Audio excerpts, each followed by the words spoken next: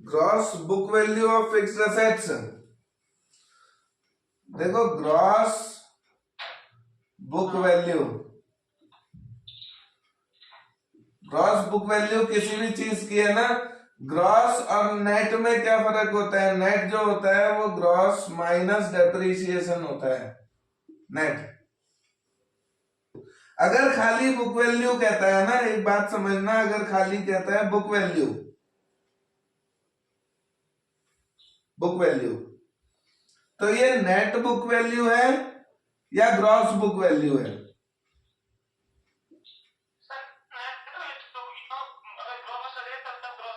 हाँ, very good. इसका मतलब जब खाली बुक वैल्यू कह रहा है तो वो नेट बुक वैल्यू है,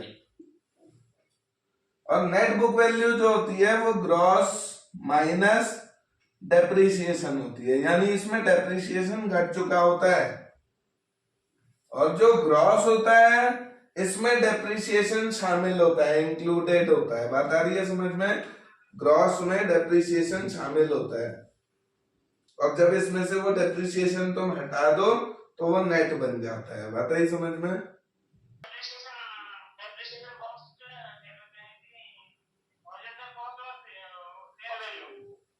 ऑप्शंस दे रखे हैं, वैल्यू भी बताई तुमने, एक डेप्रिसिएशन कॉस्ट बताई,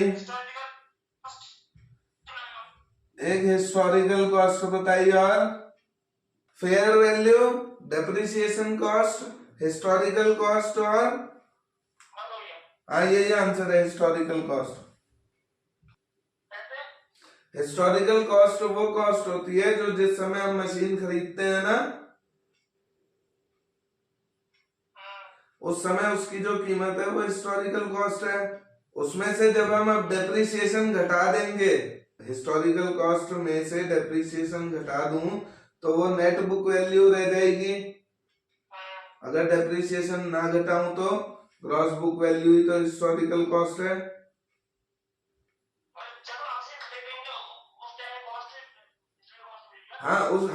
उस कॉस्ट में डेप्रिसिएशन घटा तो नहीं है ना अभी?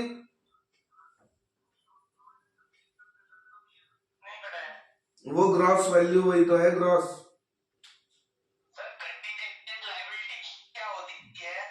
कंटिंजेंट लायबिलिटीज ऐसी लायबिलिटीज, हाँ एग्जांपल, कंटिंजेंट लायबिलिटीज ऐसी लायबिलिटीज होती है ना जो मतलब अभी हमारे सिर पे लायबिलिटी पड़ी नहीं है, वो उसे मतलब लायबिलिटी, वो प्योर लायबिलिटी नहीं कह सकते उसे।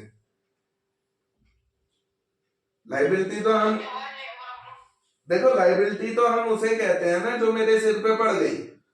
तुमने कहा भाई तुमने उसको 10,000 देने हैं का मतलब लायबिलिटी हो गई, देने हैं तो लायबिलिटी हो गई। पर अगर श्योरिटी नहीं है कि देने भी पड़ सकते हैं और नहीं भी देने पड़ सकते हैं, ऐसी स्थिति की भी तो लायबिलिटीज होती हैं कुछ, है ना? ऐसी भी तो कुछ लायबिलिटीज होती हैं जो हो सकता है मेरे सिर पे पड़ भी जाएं और हो सकता है मैं उनसे बच भी जाऊं। इसको इसको इसको हम कहीं नहीं दिखाते हैं, इसको बैलेंस शीट के नीचे फुट नोट में लिखते हैं। इसको बैलेंस शीट के नीचे फुट नोट में, हाँ ये है आंसर इसका। फुल डिस्क्लोजर क्या कहता है? फुल डिस्क्लोजर की हर चीज बताओ, है ना, जो मटेरियलिस्टिक हो, जरूरी हो जो वो बताओ कहता है ना। तो ये पहले कॉन्टिंजेंट लायबिलिटी होती क्या है? एक एग्जांपल समझ लो, एक एग्जांपल से बात समझ आ जाएगी। किसी ने आपकी फैक्ट्री पे ना, अपने आप पार्टनरशिप है आपकी, और उस पर ना किसी ने क्लेम कर दिया, कोई कुछ ना कोर्ट में क्लेम कर दिया, कोर्ट में। तो जिस दिन तुम पे क्लेम किया उसी दिन तुम ये नहीं सोचोगे यार हो सकता है ये साला 1,00,000 रुपए का क्लेम है, ये हो सकता है मुझे देना भी पड़ जाए और हो सकता है मैं बच भी जाऊं, पता चल जाएगा ना उसी दिन आपको।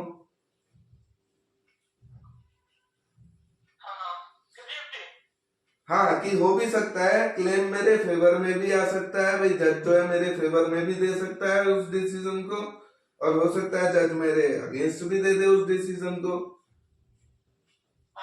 तो ऐसी लाइबिलिटी जो है आपकी कॉन्टिजेंट लाइबिलिटी होती है, और उसको देखो बैलेंस शीट में हम डाल नहीं सकते क्योंकि पक्का हम पे चढ़ नहीं गई है वो अभी,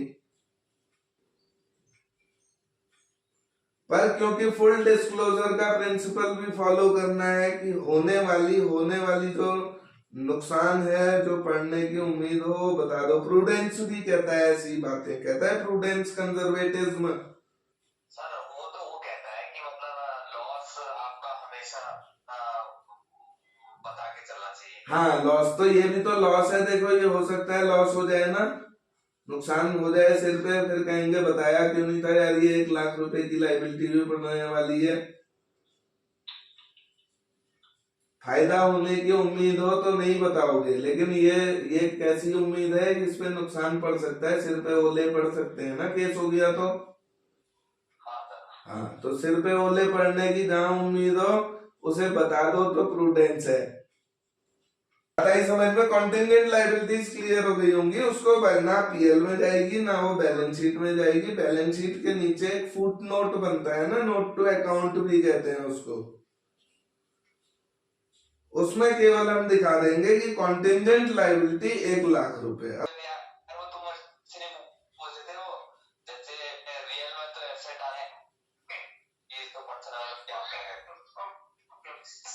हाँ हाँ, नॉमिनल में एक्सपेंसेस और इनकम आते हैं,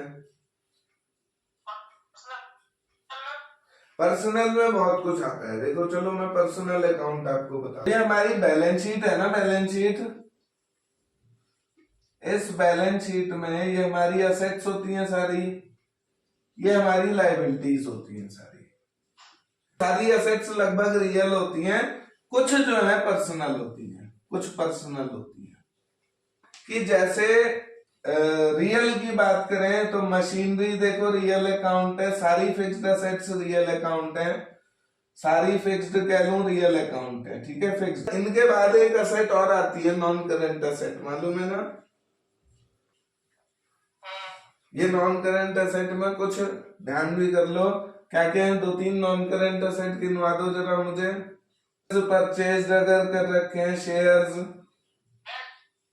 डिबेंचर्स परचेज कर रखे हैं किसी कंपनी के, हमने इन्वेस्ट कर रखा है ना इन पे पैसा, किसी को लोन दे रखा है, एडवांस दे रखा है, ठीक है। अब बात समझ आ रही है ना, ये पर्सनल है, वेरी गुड, ये पर्सनल है, ये रियल नहीं है। हाँ ये पर्सनल है, बिल्कुल सही समझ रहे हो, ये पर्सनल है, ये रियल नहीं है। शेयर्स, डिबेंचर्स या लोन दे रखा है किसी को, इन्वेस्ट कर रखा है ना हमने, वहां ये इन्वेस्टमेंट साइड है ना, इन्वेस्ट कर रखा है मैंने पैसे यहां। तो देखो क्यों है पर्सनल, ये भी डाउट क्लियर कर लेना। शेयर्स मान के चलो मैंने रिलायंस कंपनी के खरीद रखे हैं, तो यहाँ शेयर्स रिलायंस का नाम लिखूंगा ना मैं,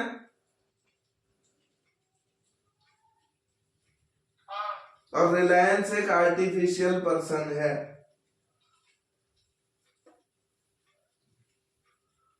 डिबेंचर्स भी किसी कंपनी के हैं भाई, पर्सनल है। लोन तुमने किसी व्यक्ति को दिया, मान के चलो ए को, कोई एक व्यक्ति है ए जिसको तुमने लोन दे दिया, तो यहां तुम क्या उस ए का नाम नहीं लिखोगे, ए, तुम्हें पता कैसे चलेगा किसको दिया है ये लोन, पर्सनल है। अब आते हैं करंट असेट पे, देखो फिक्स और नॉन करंट, करंट छोड़ के बाकी ऊपर के क्लियर हो गए ना, फिक्स्ड रियल, इंटेंजिबल रियल। फिर जो नॉन करंट असेट होती हैं कुछ, ये पर्सनल होती हैं। फिर आ जाओ आप करंट असेट्स पे। करंट असेट्स में ध्यान रखना, एक हो गई तुम्हारी कैश, रियल, कैश क्या होती है, रियल अकाउंट है। स्टॉक क्या है, रियल अकाउंट है, स्टॉक भी रियल अकाउंट है ना। फिर आपका क्या आ गया, जैसे प्रीपेड एक्सपेंसेस, प्रीपेड एक्सपेंसेस कैसा खाता है बताओ? प्रीपेड एक्सपेंसेस, हाँ रेंट प्रीपेड कह लो और एक्रूड इनकम कह लो, ये दो भी करंट असेट होती हैं। एक्रूड इनकम, ये बताओ प्रीपेड एक्सपेंसेस कैसा खाता है, एक्रूड इनकम कैसा खाता है, बैंक कैसा खाता है? ये तीनों पर्सनल है। मैंने प्रीपेड किसी को पेमेंट करी है तो उसका नाम नहीं लिख सकता हूं मैं कि फलाने को करी है प्रीपेड, काटूंगा उसके नाम से हिसाब करूंगा ना इसका। एक्रूड इनकम, किसी ने मुझे भैया एडवांस में दे दिया है पैसा, अभी काम उसका मैंने किया नहीं है तो उसका नाम लिखूंगा कि यार इसको इसका काम करना है मैंने, या पैसे लौटाऊंगा। बात समझ रहे हो? बैंक भी पर्सनल होता है, ठीक है, आर्टिफिशियल पर्सनल है ये। नॉमिनल, नॉमिनल तो बहुत सिंपल है, नॉमिनल को पहचानना। ट्रेडिंग अकाउंट या पीएल अकाउंट में जितने आइटम्स हैं, भाई ट्रेडिंग में शुरू हो जाओ, परचेज है, डेबिट में कैरेज इनवर्ड है, ठीक है, पावर हो गई, तो इस तरीके की ये जितने हैं ये सब क्या है, डेबिट दिख रहे हैं ना आपको, डेबिट, ये सारे नॉमिनल एक्सपेंसेस अकाउंट है। नॉमिनल डेबिट में जितने दिख रहे हैं नॉमिनल एक्सपेंसेस अकाउंट। क्रेडिट में ऊपर से लेकर नीचे तक प्रॉफिट, नेट प्रॉफिट निकलने तक, यानी ट्रेडिंग में भी और पीएल में भी जितनी आइटम्स दिखेंगी क्रेडिट साइड में वो सब भी नॉमिनल का हिस्सा है। सारे एक्सपेंसेस नॉमिनल है। अगर कोई मुझसे पूछे रेंट अकाउंट कैसा अकाउंट है बताओ, नॉमिनल, वेरी गुड। अगर मैं कहूं आउटस्टैंडिंग रेंट तो ये कैसा अकाउंट है? पर्सनल है। तो वो पीएल ट्रेडिंग अकाउंट में आउटस्टैंडिंग नाम या प्रीपेड, प्री रिसीव्ड, ये नाम ट्रेडिंग पीएल में नहीं पड़ते हैं। ट्रेडिंग पीएल में सैलरी पड़ेगी, रेंट पड़ेगा, कमीशन पड़ेगा। लाइबिलिटी सारी पर्सनल होती है, सारी पर्सनल। क्रेडिटर्स हैं आपके, लाइबिलिटी है ना क्रेडिटर्स, तो क्रेडिटर्स में क्रेडिटर्स का नाम भी लिखोगे ABCD। कैपिटल भी लाइबिलिटी है, कैपिटल पूंजी, तो उसमें अगर तुम 3 पार्टनर हो तो तुम तीनों का नाम उसमें आएगा कैपिटल की जगह, पर्सनल अकाउंट है।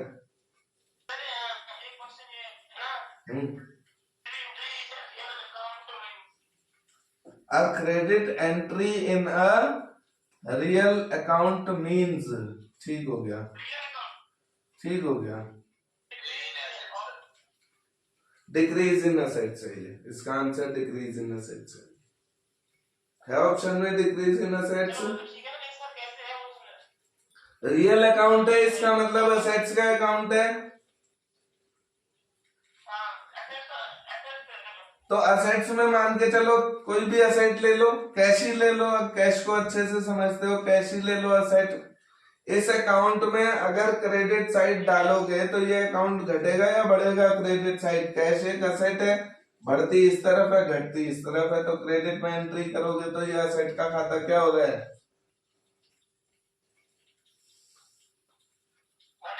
घटेगा। देखो असेट का खाता, इसमें केवल ये क्या जानना चाह रहा है क्वेश्चन में कि तुम्हें इतना पता है कि एक असेट का अकाउंट होता है, उसकी बीडी डेबिट होती है और वो उस साइड बढ़ता है और अपोजिट साइड घटता है।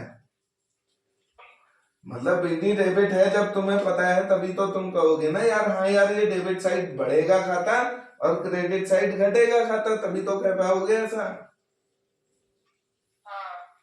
तो अब वो बता रहा है क्वेश्चन में कि एंट्री इस साइड पड़ी है, बताओ खाता घट रहा है या बढ़ रहा है? घट रहा है, यही वो जानना चाहता है। ना ना एक्सपेंस नहीं, रियल अकाउंट है तो असेट है।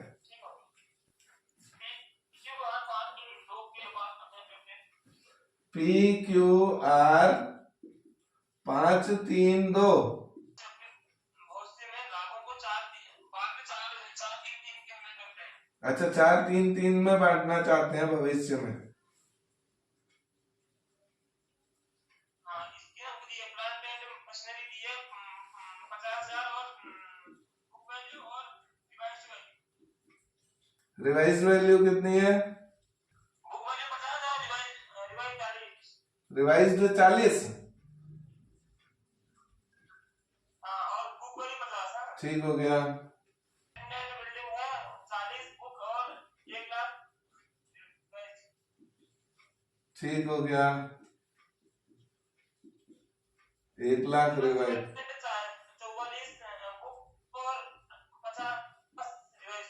44,000 बुक वैल्यू और रिवाइज्ड आपकी कितनी है? 50। ठीक हो गया।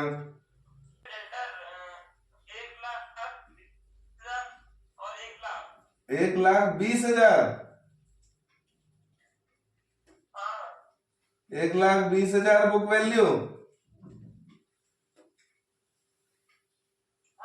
और रिवाइज्ड 1 लाख।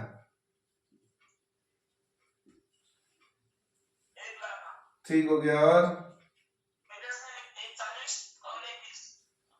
क्रेडिटर्स हैं आपके 1,40 और 1,20। ठीक हो गया।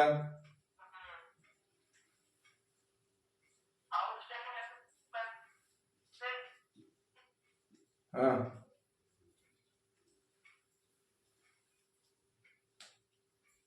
आउटस्टैंडिंग एक्सपेंसेस कितने? 1,200।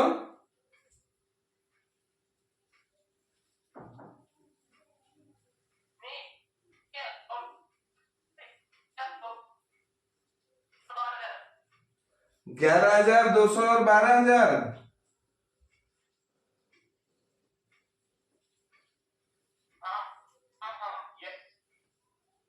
11,200 और 12,000 ना।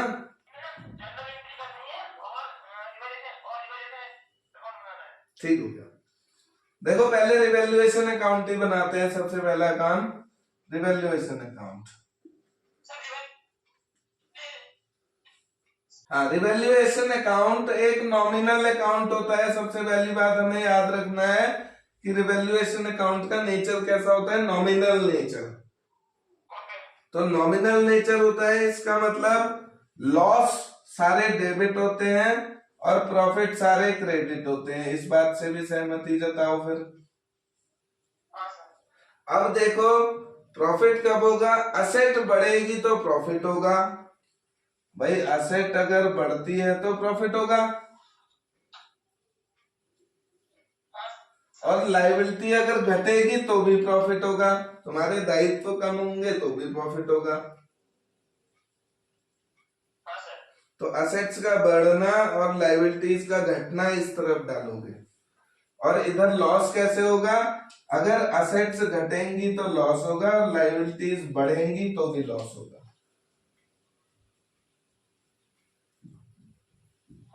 अब फायदा है नुकसान है फटाफट बताते चलो।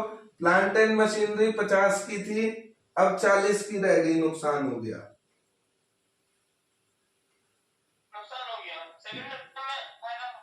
10,000 इधर डाल दो पीएम नाम से।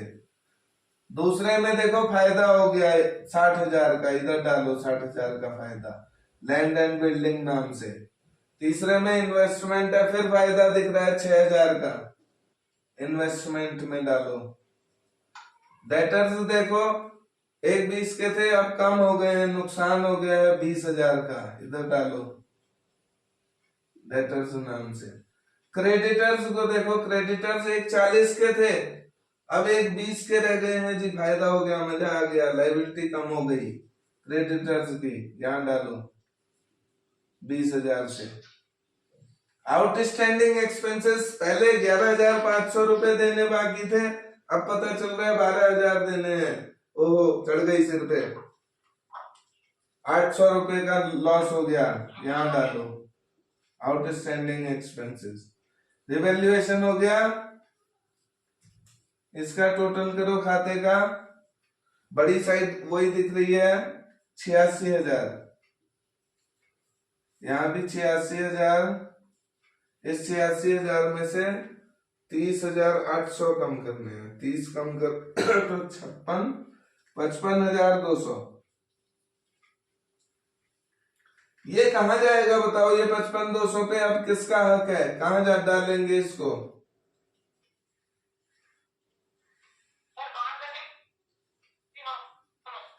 तीनों में। किस रेशियो में बांटू, 5-3-2 में या 4-3-3 में? 5-3-2 में। वेरी गुड, पुराना रेशियो, ये पुराने के हकदार ये 5-3-2 के हैं। आज के बाद अब जो होगा उसमें ये बटेगा, ठीक है। अब तक 5-3-2 में ही बांटना है, इसको 5-3-2 में बांटो और यहाँ नाम लिखेंगे partners capital account, partners capital account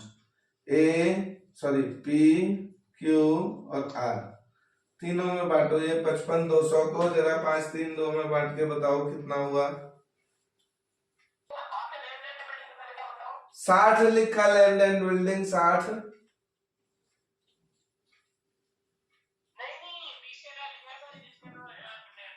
क्यों, पहले 40 थी फिर एक नहीं हो गई?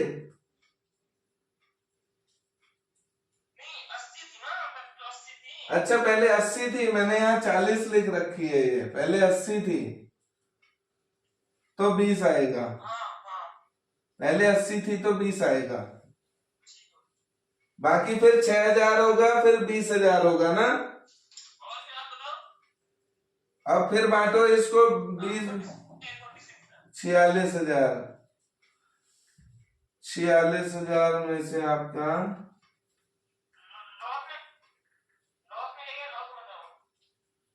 लॉस साइड 10,000, 20,000 और 800।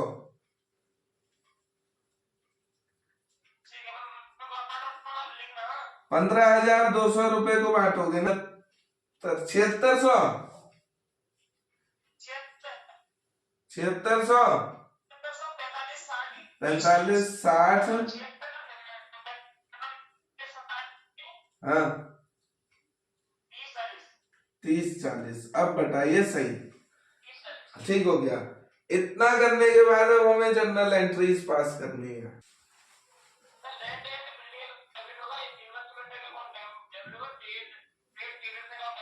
Very good, very good, very good, बिल्कुल बिल्कुल।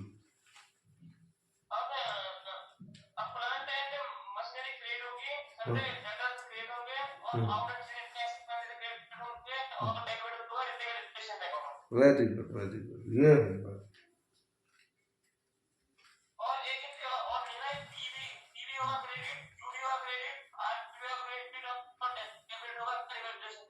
वेरी गुड, यही तो मैं देख रहा था।